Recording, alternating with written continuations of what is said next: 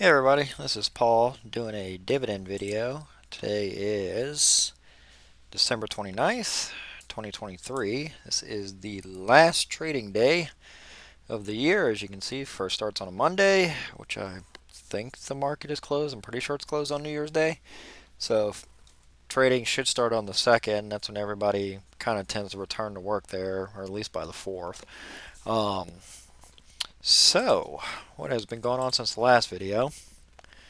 So as you can see here, numbers are going to start popping up of all the different market did this, market did that this year.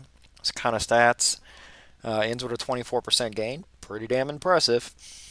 Um, yeah, it's very, very, very impressive. There's going to be a lot of people that are going to tell you like, oh, look, a 55% gain this year, and they're going to kind of only show you the 1 year chart. And the only way that they had a 55% gain this year is if they sold right here, for example, did not buy until right here. So like if they just sold in 2022, went to cash, and then came back in 2023 and just kind of was like, yeah, see? So if they sold right here at the top, at the beginning of 2022, and then they just came back in 2023, that was pretty much how you made all the money this time around. Give me a time machine, I guess, guys. Because that's how you really would have made money this time. About that simple. Sell at the beginning of 2022, go in the money market fund or whatever, and then come back in 2023, buy it all again, and just sit out and have a nice day. That's how simple it is. So anybody telling you that they made 55% this year is probably neglecting to mention that they lost 45% in 2022, because we only literally just passed where we were. So as you can see, and even then, the market is having a very, very, very hard time passing the prior high of 47, something like 91 up here, which is somewhere in here. But yeah, so we still haven't had a record high. So technically, we're still in a bear market until we break a new high, which is very, very close. So you have to close at a new high, and then there you go. Bear market talk is all done. So that'll probably happen in January, probably. So why? What's going on? Very simple. CPI, or where we're at here, the CPI report, all the numbers are coming in where they need to come in at. So the forward-looking numbers and the numbers that people use and the backwards-looking numbers are all starting to come into that 2% mark.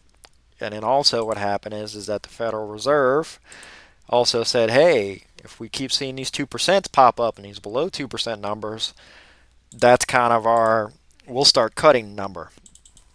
Now, these are the different types of things, kind of, leading indicators. So everything's kind of slow at the moment, at least on these types of indicators, as you can see here. Stock prices are kind of up, but everything's kind of in recessionary territory, very slow. Housing market is still, existing homes are still kind of grinding to a halt. Everything's just kind of slow at the moment, as you can see. So, like, there's just different things that are just very slow right now. So all the ingredients are there, and as you can see, new home listings kind of picked up a little, but it's still very low. So, what's going on in the market right now? Why is the market doing what the market's doing? Very, very simple. And it all comes down to right here. That guy right there.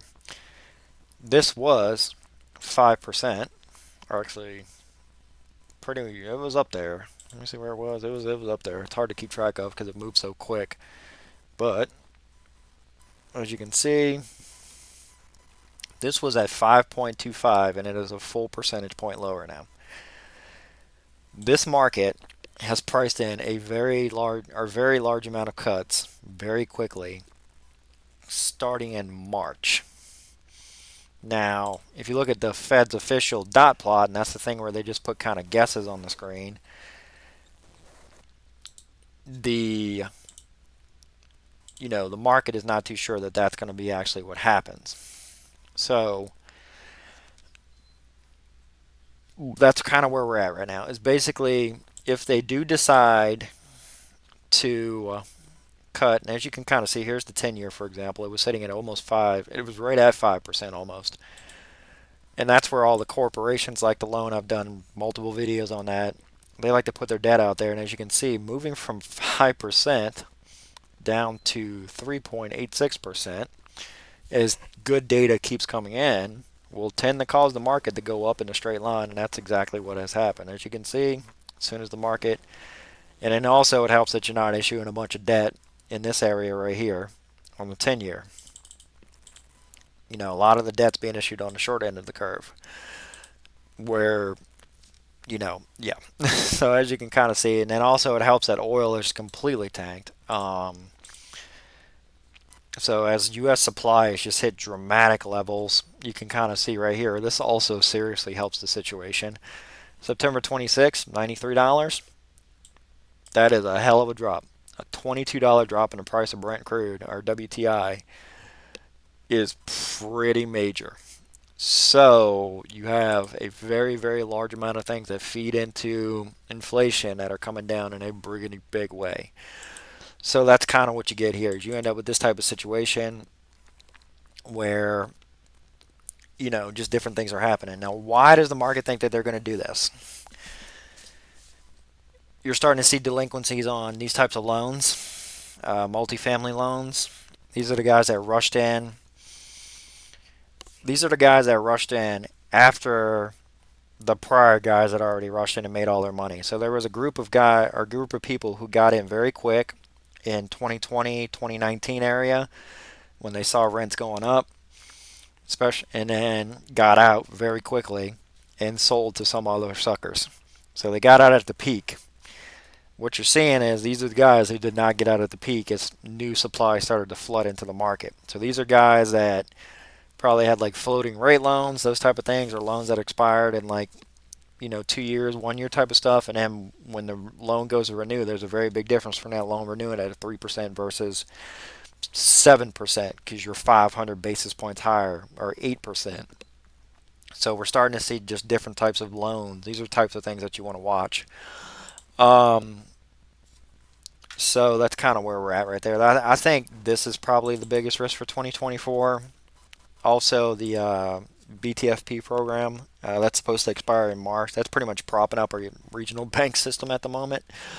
So that's kind of where we're at. What am I doing for 2024? So just to give you a quick update here, I have switched. So E-Trade has been on.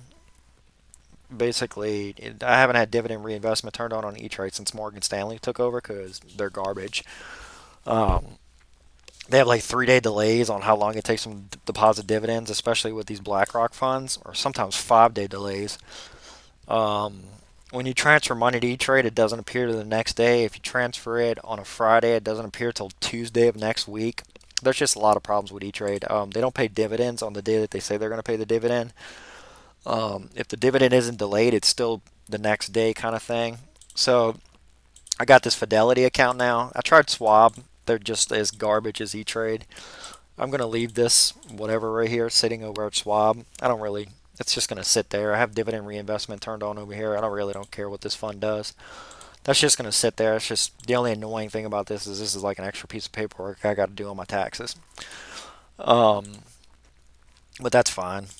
So what I'm thinking I'm doing here is it looking like Fidelity is definitely going to be my primary brokerage. The only reason I don't have that on the screen right now is because somebody at Fidelity thought it'd be a really good idea to have your full account number on the screen. Don't ask me why. This is what they do. Whoever does security over Fidelity, hey guys, hide the account number. It's kind of stupid. You ever heard of screen capture? You know, once you have somebody's account number and then you have the routing number, you can look it up in 2 seconds. Kind of a problem.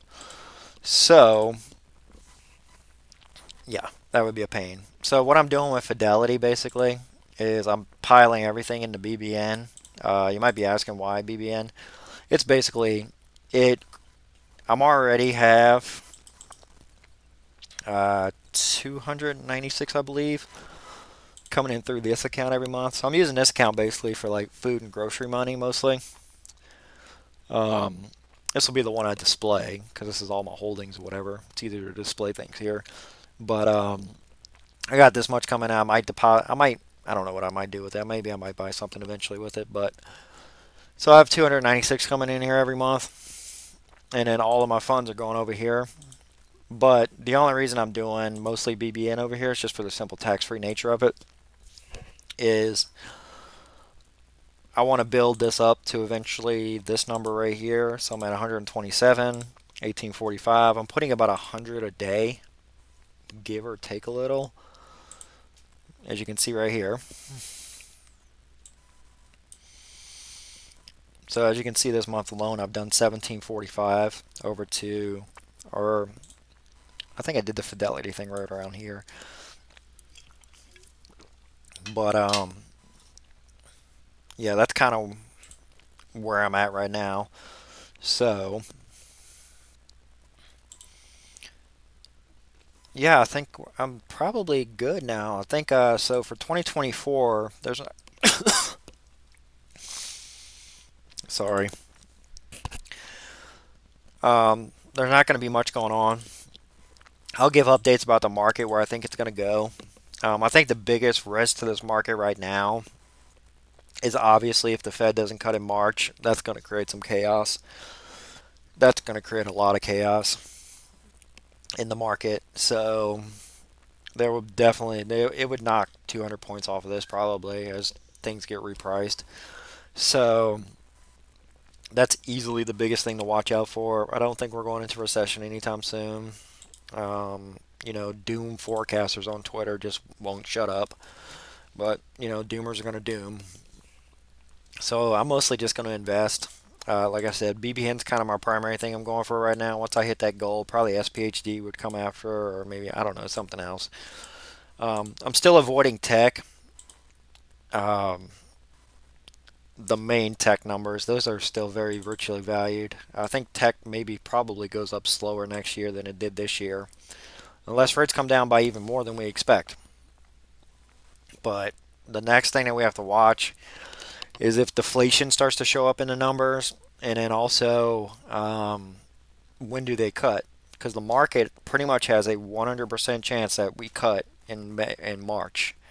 And as you get closer to that March date, and if you don't have a bunch of Fed members sitting on the TV talking about, yeah, I think it's time to cut, we got problems.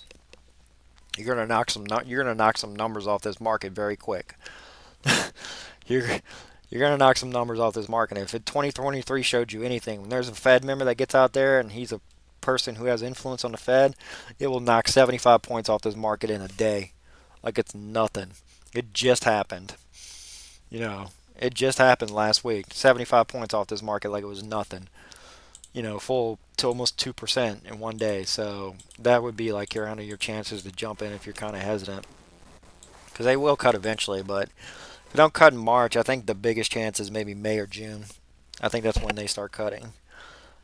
But the numbers, like the PCE numbers and whatnot, are coming in where they want to see them. So we're just going to have to see. So I think we're watching the bond market to see where's the government going to issue all their debt at, and then also when is the Fed going to cut. So that's the only thing this market's watching. That's it. And I think dividend stocks, like probably right here for sure, are going to benefit in a huge way in 2024 as people look for value and things that just aren't just ridiculously overpriced, which I think tech is just horribly overpriced at the moment. Um, so I think that's kind of where we're at. I mean, let me know what you know in the comments. But I think this year I did pretty good. I do have a full historical now. The only thing I'm missing is some DoorDash money, which will probably get thrown into like the savings eventually. Um, but I didn't want to do any transfers on a Friday, so whenever I figure out that money on December 31st, whatever I have left over, this will probably maybe be $300. But I don't include this number in my thing, so I think this year I did pretty good. Started out at 47,965 and then ended at 67,229. I think that's pretty good. That's a pretty solid run there. Dividends at the beginning of the year 26.60, 38.98. Like I said, I was able to pay off debt that I had incurred for different reasons, like different things related to like my dental issues going on. that I've posted about before. And yeah, I think almost every month has been up. Almost every month. And then this month will be something like this. This is massive. This is huge. Before today, when we had this drop in the market today, this was actually over 4,000 a second ago before we had this whatever this is. Um, like I said, this market is extremely rate sensitive. Any change in rates and people who hold REITs and stuff like that are going to feel it on the chin very quickly. Um, Also, there could be some profit taken at the beginning of the year. So, we'll have to see about that too. But like I said, long term invested, buying BBN right now. That's kind of my boring little portfolio. And then I'll just kind of go from there. All right. So let me know what you think. Y'all have a nice day.